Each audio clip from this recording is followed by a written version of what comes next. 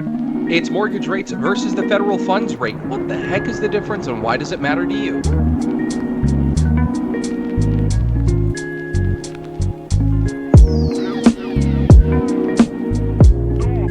There's a common thought a lot of people have is, well, when the federal funds rate drops, I'll be able to get a better mortgage. Heck, even Donald Trump is saying, Jerome Powell, if you don't drop those interest rates, you're fired. Well, I don't know if that's necessarily going to be the case because there's a lot that goes into mortgage rates aside from the federal funds rate. Yes, don't get me wrong, the federal funds rate plays a factor, but let's look at mortgage rates versus the federal fund rate and see if we can't make our home buying process a little bit easier. So first off, the federal funds rate is the interest rate set by the Federal Reserve used by banks to borrow money. And this is also known as the overnight lending rate. So small thought experiment. I'm Chase Bank. You're the Federal Reserve. I would like to borrow some money. I have a client that wants $50 from my bank, but I only have 10. So I'm going to go to you, the Federal Reserve, who's got all the money we could ever need. And I'm going to ask you for $40 extra so that I can lend my borrower 50 total. Well, you're obviously able to lend it to me for a fee. This fee is the overnight lending rate, aka the federal funds rate. And the current Fed rate is at 4.25 to 4.5% as of the filming of this video, August 7th, 2025. So if the federal funds rate's 4.25 to 4.5, that's not a problem. But how does that play into mortgages? Well, the average mortgage is 6.63 right now. That includes 20% down on a conventional loan, any kind of credit score, and some discount points on top of it. And you can see that there's a lot of range here. Why is it that the federal funds rate has not changed since December 18th, 2024, yet we're seeing a lot of variety in mortgage rates? They go up, they go down, and all around. In fact, folks, mortgage rates change on the daily based on a whole slew of factors.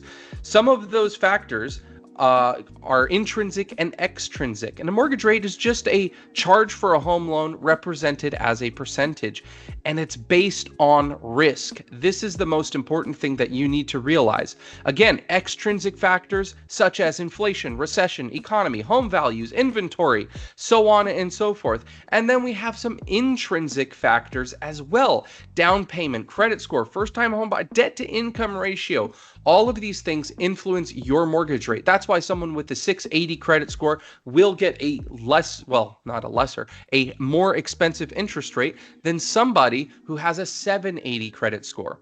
But at the same time, if we're in a inflationary period, interest rates are going to go up. Let's talk a little bit about another thing that we all forget: profit.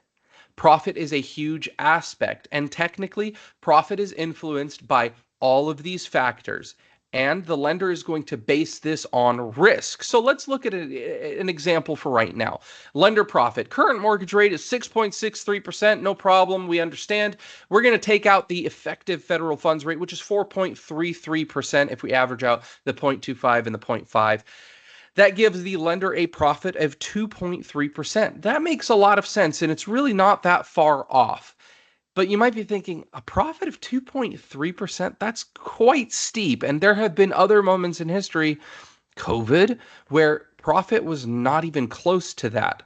Well, I want to be more competitive. I realize that I don't need a profit of 2.3% in today's market. So I'm going to offer, instead of 6.63, I'm dropping it a full percent. I'm going to 5.63. The federal funds rate stays exactly the same, which means my profit is now 1.3%. But there's something looming in the background. Maybe inflation is going to creep and rise up at some point in the near future. Maybe it's going to be 4%. Well, then it really doesn't make sense to make a 1.3% profit when inflation is 4%. These are the kinds of factors that lenders need to think about when they price out mortgage rates. How do I stay competitive while still having the foresight of inflation going up in 1, 2, 5, 3, 10, 30, any number of years? And this is primarily how we end up with the margin set forth by lenders today. So if we're at 6.63, the mortgage, or the federal funds rate, is 4.33, and the profit is 2.3, and inflation is currently at 2.3, you can kind of see why The mortgage rates are priced right where they're at. It's all based on risk. And there are different moments in the economy where risk is higher, which means mortgage rates will be higher. And there's parts where risk is lower, so mortgage rates will be lower. If the economic outlook is uncertain and there's tariffs on the horizon, inflation can creep up, there's not a lot of inventory, there's a lot of buyer demand, then yes, mortgage interest rates will climb. But conversely, if we're entering a recessionary period where jobs are falling, we're entering a period where inflation is falling, we're entering a period where tariffs are not really affecting the day-to-day pricing of our goods, well, then we can see mortgage rates begin to decline. And right now, as of August 7th, it's kind of what's happening. So hopefully this is a little bit more information than you had before, and just know that the federal funds rate is not all that it's cracked up to be. It is not fully in charge of your mortgage interest rates, nor your credit, nor your car loans, nor even the certificate of deposit rate that you would get giving your money to a bank. Hopefully this was helpful. If it was, go ahead, like, subscribe, share this video, provide it with anyone else. And if you do have questions, please reach out to us at Homestead Mortgage. We'd be more than glad to answer them for you. Thank you so much. Take care.